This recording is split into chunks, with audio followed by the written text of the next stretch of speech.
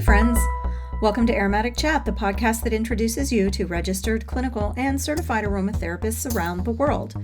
Every other week, I sit down with a different aromatherapist to learn about their aromatic journey and how they use essential oils in their lives and their businesses. Aromatic Chat is produced by Lemon Balm Coaching, and I'm your host, Melissa, your master transformational coach and registered aromatherapist. Welcome to podcast episode number 60, Aromatic Chat with Amy Galper. I am literally beside myself. You are in for a real treat today. If you've never heard of Amy, get ready because seriously, wow. Amy lives in New York City and has been involved in the aromatherapy community since the late 90s. Her story is pretty amazing, and I am thrilled to be the one to bring it to you. So let's get started. Amy, I am so excited to have you here on Aromatic Chat. You live in my old stomping grounds. I'm just thrilled to talk with you. Well, I am thrilled to be here. I'm so honored that you invited me. Thank you so much. Really, thank you. My pleasure. You are doing beautiful things in New York City with aromatherapy, and I can't wait for all of my listeners to hear about it. But before we jump into what it is that you're actually doing, I love to give my guests the opportunity to share their story because I think the stories are so important. The stories are what connect us. The stories are what draw people to us. So we would love to hear about your aromatic journey. How in the world did you end up in New York City teaching aromatherapy? Well, my journey, my story with essential oils actually started over 20 years ago when I was diagnosed with this really mysterious kind of autoimmune disease that no one could figure out. And it put me on this journey of, after the doctors prescribed all of these pharmaceuticals that had all of these terrible side effects, and I was really obviously concerned. And even though at that time, I wasn't really like a nature girl, kind of in the sense where I was like, only plant medicines and only this. I mean, at the time I was a vegan. I just happened to be, but actually back then we called it macrobiotic back in the day. So I was, involved in like healthy living, but it wasn't necessarily what I was doing at the time. But something felt really uncertain about taking all these pills and just following their directions. And it kind of launched me into thinking about why this happened to me, like what triggered this situation. And I remember sitting at my table having a cup of tea, and all of a sudden I realized, oh my gosh, like I think certain situations in my life created this situation. And if that happened, I could probably reverse engineer what happened maybe. And that long story happened to then lead me to really investigating mind-body wellness. And when I was kind of deeply looking into that, I had a shiatsu session, which is I don't know if listeners may know about this, but it's an alternative kind of therapy that uses the principles of acupuncture to balance your chi, but using finger pressure. So it's kind of like a massage, like acupressure, stimulating those points. And anyway, I've had a session like that. And all of a sudden, during one of my sessions, I had this incredible epiphany of complete mind body, like unification and integration. And I was like, oh my God, this is the answer of what I'm looking for to reverse engineer what was going on. But as soon as I left the session, it disappeared. And I was like, okay, well, that was really useful during the session, but how can I hold on to that and really use it as a daily tool? And it just so happens, during that time of discovery for me, I literally bumped into a friend of mine in New York, gave her a hug, and she was wearing an essential oil. And you have to understand, this is like, when was this for me? 1997, 98. So like essential oils were still not really as common as they are now, right? And I hugged her and I smelled this incredible aroma. And in an instant, I had that same experience that I had in shiatsu of this mind-body like connection, and it blew my mind. And that was it for me. Then I was like, okay, what is it that you're wearing? What is that smell? What is going on? And really that's what happened. And then I just dedicated myself to learning about it, studying about it, got involved in working with oils. And what I was so fascinating, as I'm sure you know, right, is that this is something I could carry with me every day. I could use every day. I didn't have to go to the shiatsu guy and then worry about it going. But that experience of mind, body, like unification and integration was so powerful for me. And that ultimately kind of led me back to getting over this illness and going into remission. And then that just kind of put me on my journey. And I was in New York this whole time. So it was also a way that I could really like reconnect, reground with nature and all other things. So that's kind of how it started. And then from there, I started a product brand back in 2003 and 2004 called Buddha Nose. It was one of the first USDA organic skincare brands that featured essential oils. And I was making it in my kitchen, and it was in 2003, 2004. It was before Whole Foods came to New York. It was before this whole surge of natural, skincare. And my brand saw great success very early on. And what I discovered as I was the face of this product business and traveling all over and talking to people in New York is that really, I would say I would be invited to do a sales meeting, when they want to look at the brand. And I would say like 75% of the meeting, I was teaching them about essential oils. And then after a while, I was like, wait a minute, I think I like the teaching better than the selling. And then I think when I made that discovery, and there were other things kind of happening at the same time. The natural beauty industry was starting to really grow in 2008, 2009, 2010. And since I was one of the first people to come out with a brand, I started getting inundated by phone calls. So I started teaching other people, like, this is how you formulate. This is how you get a guy to produce it. This is how you do this. This is where you source your ingredients. So then that started also this kind of side consulting business with the teaching. And then after a while, I was like, you know what, this is what I really love to do. And then I opened up the New York Institute of Aromatherapy back in 2013, which was the first aromatherapy school in New York City. And it was amazing. It was booming business until the pandemic hit in 2020. And which actually was a real blessing, because I think as things have shifted globally, the school was always packed. Our classes were always sold out. The business was growing incredibly. I ended up having to hire a lot of teachers to help with all the demand for the classes.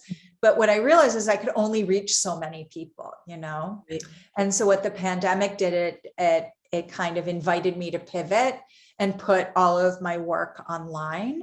And now I'm able to connect with people from all over the world. And it's kind of been amazing, to be honest. It's like really been a gift.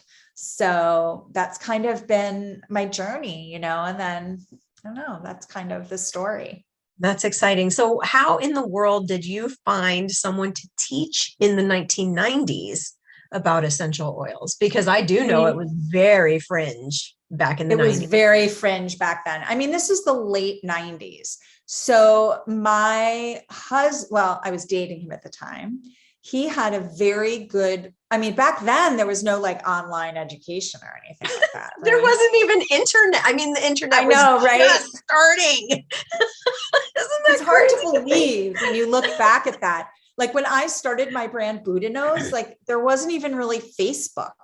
Right. Like Instagram didn't even exist. Like I can't even imagine not having a business and not having that right now. It's so important. So anyway, my husband had a friend who was a massage therapist and opened up a massage school in California, the Ojai School of Massage. And he invited in, he had invited in a teacher to teach when I got certified, and it was part of NAHA. And I was like, okay, let's do this, So I went to California. It was like a 6-month or 8-month program. And I would fly there like every month I had, but sometimes I would stay for 2 months because I had friends in California, that kind of thing. But that was like the only place I could find at the time, And how did you find, you told us it was because you had a friend that's how you found it. That's the only way. Yeah, I think I I think my husband, who I was dating at the time, knew that I really wanted to study this. And I'd been looking around New York, but I hadn't really found a program that was as comprehensive and that was going to give me like a professional kind of training certificate kind of thing. And I knew that that's what I wanted to do at that point. So my husband's friend was like, oh yeah, we're going to be teaching these courses here. Like it's an official class, like you should come here. And, and then when my husband told me that, I was like, well, I can't find anything on the East Coast. I guess I'll go there. So that's kind of how it all came about. Really, it was really through my husband's friend. That's amazing. I'm a firm believer in providence and serendipity and all the things. And I mean, wow, because back in the day, like, how did you find this information? It might have been an advertisement in a magazine that you saw. Oh, yeah. Or something like that, because, and there was no internet. And it's hard for people now to understand that, but like, we couldn't just go online and Google something. Find it. Oh yeah, no. And really the way to find it back then, interesting, was to go to a massage school and ask, because those were really the only people who were using it.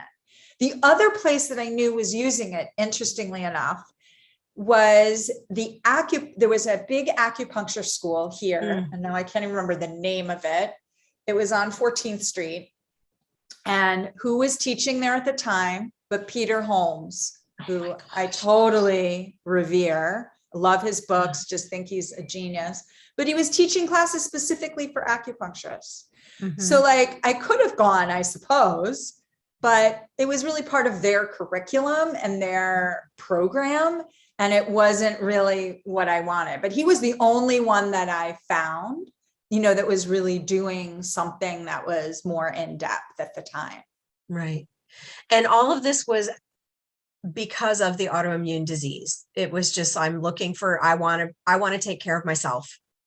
100%. It was really driven by self-care, and by this fascination that I had and discovery about how, I don't know how to say it, but like how the mind and the body need to be integrated for better health and wellness. That when it starts like separating is when we get into a lot of trouble. And I guess I never really understood on a really visceral level how detrimental stress was to my physical being. And I think that when I had that moment of unity, I describe it sometimes to people like being on a surfboard, for that moment of being like totally in tune and in balance, and you're with the wave and you're moving and you're not thrown off. And it's that moment of flow. And I think that if we can do things every day to kind of experience that, even if it's for a nanosecond, it is so good for our health. And I think that experience of aromatherapy, of scent, brought me to that place. And that was then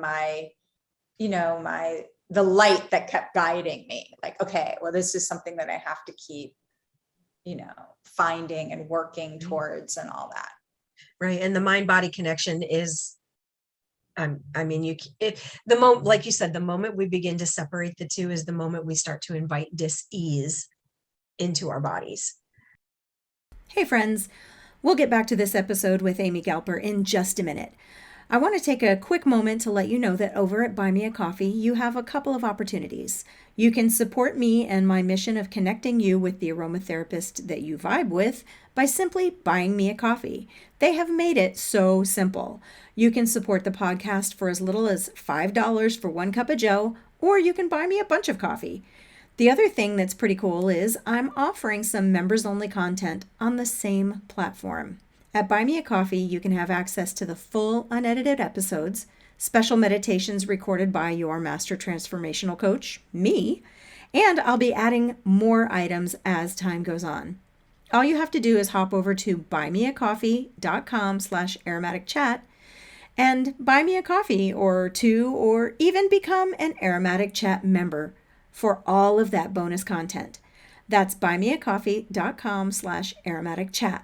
As an Aromatic Chat supporter, you would be integral in helping me to continue creating beautiful connections around the world. Now, back to the show. I'm just going to say it right now. Thank you for finding the education that you found back in the 1990s and being tenacious enough to fly to California repeatedly to learn this. Because if it weren't for people like you, like Marge Clark, like all these vintage, I'm not saying you're vintage, but these other vintage. Well, I'm older than you think, These other vintage aromatherapists who had that tenacity and that stick-to-itiveness. I mean, we wouldn't be where we are right now in aromatherapy, so thank you. No, 100%. And, back then it was really, I don't know, it was interesting. People thought I was crazy. I would say aromatherapy and their eyes would glaze. I mean, I'm sure you know this. Their eyes would glaze over. They would be like, what is that, potpourri? What is that, a candle? They were like, is that a lotion? No idea. So just a smelly lotion. Yeah. Yeah. And what's unfortunate? I was talking to someone, this friend of mine that I just was telling you, who said that about New York, leaving as good as coming back. He happens to be a distributor of some of the most exquisite essential oils in the world. Wow. And his family has been distilling them in Madagascar for generations. And what he was telling me, because he's really European, he just happens to be in New York now trying to connect with the business here. Americans are still not on that tip. They're not in the world of aromatherapy. Mm-hmm. They're still on, it's a scented candle or potpourri. They're still not quite what we're talking about. Right. I was going to say, people still glaze over when you talk about aromatherapy. They do. So despite the fact that it's like everywhere now. I know. Everywhere. But what's my interaction with it? Like, if my only interaction is because my neighbor sells it, I might not be interested. Or if my only interaction is the adulterated oils that you find at Walmart or Amazon or the grocery store or whatever, and you smell it and you go, that smells good. And then you put it on and nothing happens. It depends. I think it depends on my interaction. I might understand it at a very top level understanding, basic level, of they exist. Right. But what we do therapeutically, deep level, mind, body level, not everybody gets that. So. Yeah, no, totally. And then they get the deer in the headlights look. They do. Yeah. Oh, and the stories we tell ourselves, like if my only interaction is with my neighbor who sells it and they're tenacious about their sales, I might be completely put off by essential oils just because of my interaction with that person. Right. Of course. So, yeah. Of course. So many things. You already said that Peter Holmes you revere. Are there any other, and it doesn't have to be in aromatherapy, but like, are there any other people that are inspiring to you? And if so, why?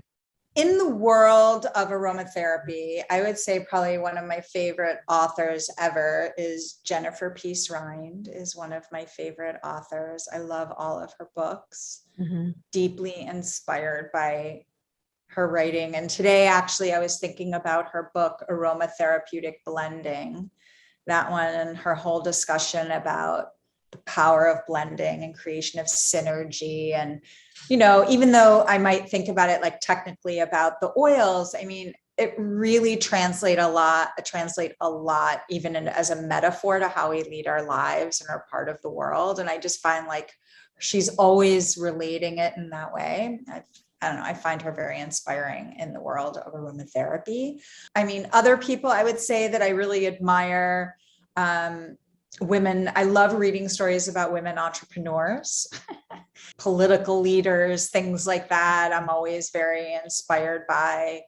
So things like that, I think those are my favorite stories. But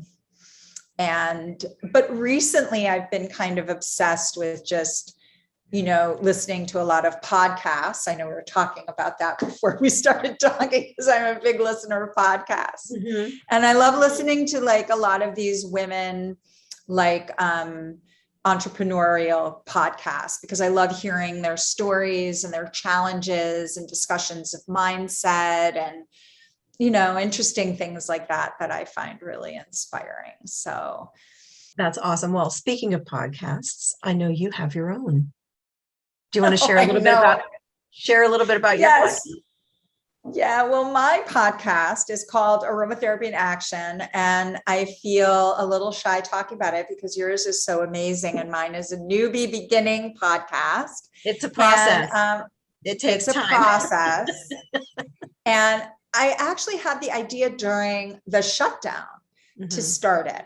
And I originally started the podcast and it was going to be all about clean beauty, because clean beauty is another passion of mine. And I've been very involved, I guess you would say, in that quote movement of really trying to establish standards and kind of, I don't want to say like regulatory things, but just standards. So like, because like aromatherapy, there's no like legal standards for it here in the United States, right? And it's this kind of amorphous thing and people don't know quite how to label it or what it means or does it have any meaning. And so I've been really involved. There's an amazing retailer called Credo Beauty, credobeauty.com. They have several actual retail locations and I've been involved with them since the beginning. And I'm part of their Clean Beauty Council. And I've just been, I don't know, it's just a real passion of mine to try to elevate conversations about beauty, connecting it to wellness, understanding that what we put on our body has such a tremendous effect on our health, on our well-being, on the environment, understanding the traceability of ingredients, understanding proper labeling, understanding like all these things. So I thought, I want to do a podcast about this. So I started a podcast called Clean Beauty Wellbeing. And I started interviewing some people that I've known for years and all that in the field. But then I was like, wait a minute, I kind of want to do aromatherapy. I think I want to do more about aromatherapy. So I took a break from my podcast and then I rebranded it. And I had about 8 or maybe 6 or 8 episodes from that last kind of iteration, which I'm playing now because there were really good interviews with some amazing people. Right. But now I'm just starting it up again and doing new interviews. And its focus is going to be on, still going to be about ingredient sourcing and essential oils, but I really want to talk about aromatherapy entrepreneurship. And I really want to talk about, why we need more aromatherapists and what that means. And I'm going to be interviewing artisan distillers and ingredient suppliers and, other aromatherapy entrepreneurs and that kind of thing. Because I feel like I at least feel that there needs to be more support for people who are getting certified and spent all this money, all of this effort, all of this dedication, right, and commitment to get certified. And now they're certified and it's horrible. There's not many resources for them. Right. It's horrible. Right. And there are resources that are starting. There are resources that are coming up, but you're right. Like when I graduated from school, I was like, okay, here you go. Here's your piece of paper. Have fun. And then silence, right? It was like, now what do I do? And then you're just kind of, doggy paddling, trying to figure it out. Yes. Yeah. Oh, I love that idea for your podcast. That's amazing. Yes. Yeah. So I really want to talk about that more. And I agree. There's more things like there's some interesting programs from other aromatherapists that I've noticed that are coming out right now. Yes. Which are amazing. And it's so great to be able to have these options for people. Yes. And, I have a aromatherapy business course. I just feel like we need to get these resources out to people. Yes. So I definitely want to talk about that. I want to talk about, making products, because the clean beauty thing is so connected to essential oils. Because as an aromatherapist, we have to understand how to formulate and make product. Mm-hmm. So that's a big part of what we do. So the resources are coming. It's just taking time. And that's so good. Yeah, it is. It's great. So what you're doing is fabulous. And that leads us into talking about your school. Tell us about your school. Yes. So the New York Institute of Aromatherapy has gone through it still exists, but I have a program now called Aromatherapy in Action, which is really my certification program, which is under the umbrella of the school. And it's an online program. It's a certification program that is, approved by NAHA and AIA, and I'm in the process of getting approved by IFPA. And, it's your basic level 1, level 2 certification, but I have a different approach because I'm Amy. I have my approach to it. It's like, I think what people understand when they're shopping around for classes, and I always tell them, I'm very transparent with people. And I always say, hey, look, I'm following the curriculum and the standards that need to be required in order to certify you. So like every school out there has to teach you X amount of hours of this and X amount of hours of that, just because that's the curriculum that we have to follow, you know? So really when you're choosing to come to study with me, it's because you vibe with me and you like my approach and you like my style and you like how I just, articulate it and how I do it, etc. But that's really the difference that you're getting. And what I really try to always tell people, especially because I focus a lot on teaching about blending and understanding how that's really the core of what you do as an aromatherapist.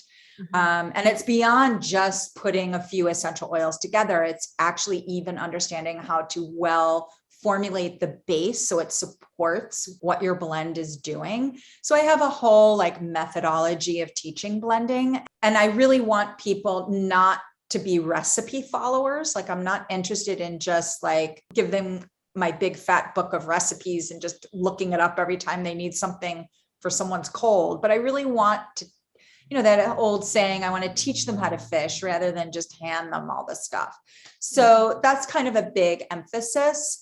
And then, I also just try to make it really accessible. Like it's mostly videos. It's me talking to you. I have bi-monthly Q&As so people can pop on and ask me any questions that they want. We have a really great student support. So people within the course platform, we can communicate within the Facebook group. We can communicate with the bi-monthly, Zoom calls. We can communicate because for me, I had a live school, right? So I was used to being with people in person.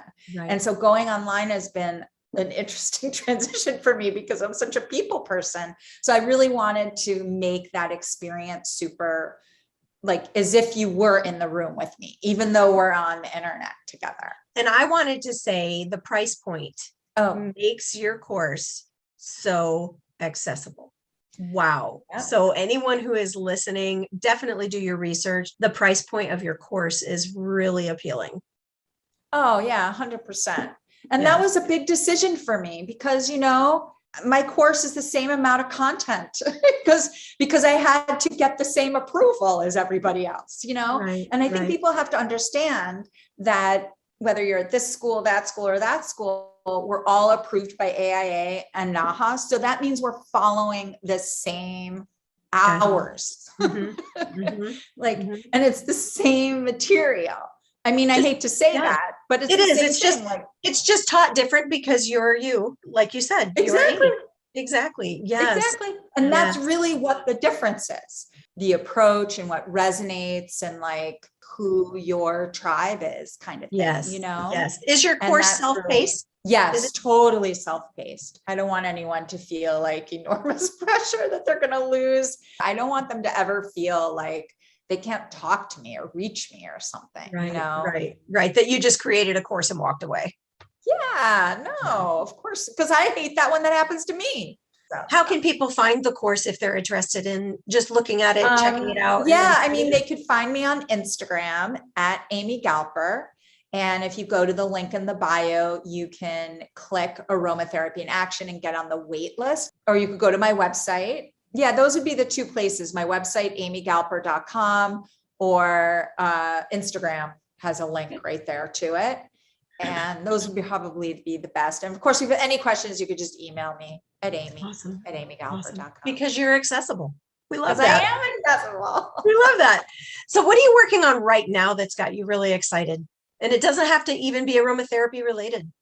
Well, I do a lot of consultant work. My consultancy practice ranges from me doing kind of high level business coaching for people in the beauty who have like a new beauty brand, to educating and delivering content for aromatherapy, essential oil brands and companies. So I'm like behind the scenes where I will like write some blog posts, or I'll rewrite their educational material for their sales team and customer service people.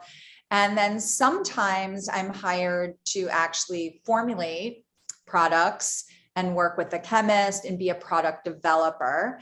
And right now I am working on this really cool project to develop some aromatic synergies for a company, which has been super fun. So I've been sitting at my desk with some gorgeous oils as I'm just like thinking and smelling and trying to come up with some ideas for them.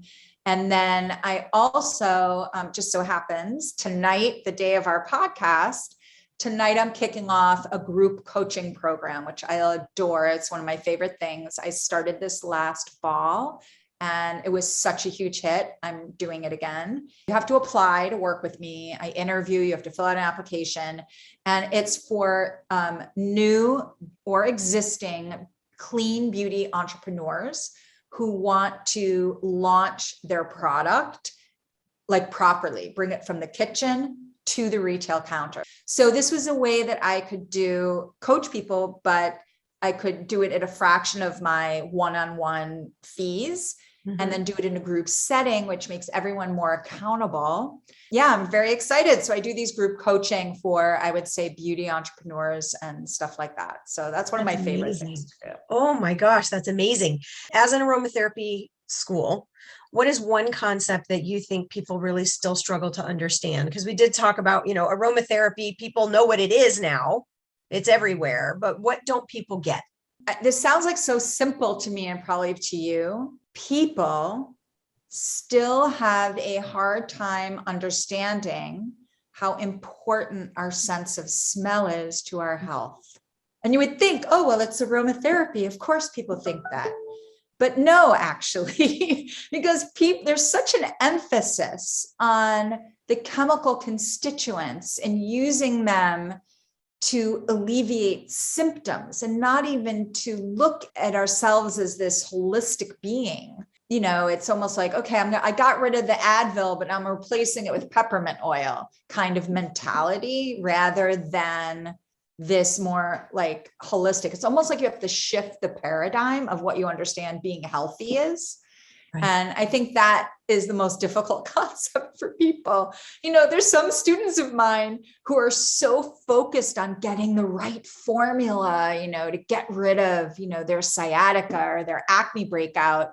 And then they complain to me that it smells terrible. And I'm like, don't you understand? Let's just take a step back. Really, it should smell good first. Right. Right. That's actually the first thing that you need to do, is to make it smell good. Otherwise, no one's going to use it. I know that's such a crazy thing to say because it seems so obvious, but I actually find that that's the hardest hump for people to get over, is that actually our sense of smell is like so powerful for our wellness. Like people don't really realize it. And that needs to be where we start. And for our last couple of minutes, I always like to hand the floor over and allow you to share anything that you'd like to share, some inspiring words or something that's just heavy on your heart right now, anything at all.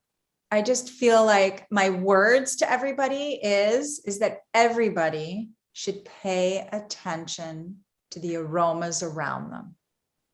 And that is my leaving words, because I think we spend a lot of time trying to get rid of smells. And instead, I want everyone to think about everything they do smell, even if it smells yucky, to at least recognize and pay attention to your ability to smell. That would be my thing, because I think it's very important. Oh, Amy, thank you so much for being on Aromatic Chat. I've had such a good time getting to know you and connecting with you and allowing you this time to share what you're doing in the aromatic world. Thank you. Oh, thank you so much for inviting me. This was so wonderful. It was so great to meet you and to be on this amazing podcast. Thank you. Thank you. All right. Have a beautiful day. Sometimes you just connect. This was one such time as I chatted with Amy Galper. I don't know if it's the New York connection or the aromatherapy connection. Maybe it was both. But I had an amazing time getting to know this fabulous human who is doing great things in the world. I love that her last words were about noticing the smells around you, even if those smells aren't pleasant. After the last few years of the Rona and knowing how many people lost their sense of smell due to the virus, I think taking time to notice the smells, scents, and odors around you is super important. What if we took time to notice? Not just notice smells, but notice emotions, and notice feelings, and notice thoughts. Noticing is a practice that I think has kind of disappeared in our rush society. When was the last time you took time to just notice? If you have to think for more than a second, I would say it's probably been too long. What if you took a moment today to notice? Maybe it's your sleeping baby. Maybe it's your hardworking spouse. Maybe it's noticing that it's been too long since you've heard from a loved one. Maybe it's a scent or an odor in your home. I challenge you to stop and notice what's around you right now, and then see what a difference noticing makes in your thoughts and your day. I love helping my clients notice the things that are hard for them to see. As your master transformational coach, I stand outside of what is going on in your life, which makes it easy for me to see what's really going on. And then I help you see it and transform it into something that makes it possible for you to live your absolute 100%, no doubt about it, best life. Aromatic Chat is produced by Lemon Balm Coaching, life coaching for real life. Would you be open to taking a moment to leave a review for the show on Apple Podcast or Podchaser or even over at Buy Me a Coffee? Your 5-star review makes it possible for new listeners to find the show and connect with the aromatherapist that meets their needs. You can connect with me, your master transformational life coach and registered aromatherapist on the web at lemonbalmcoaching.com.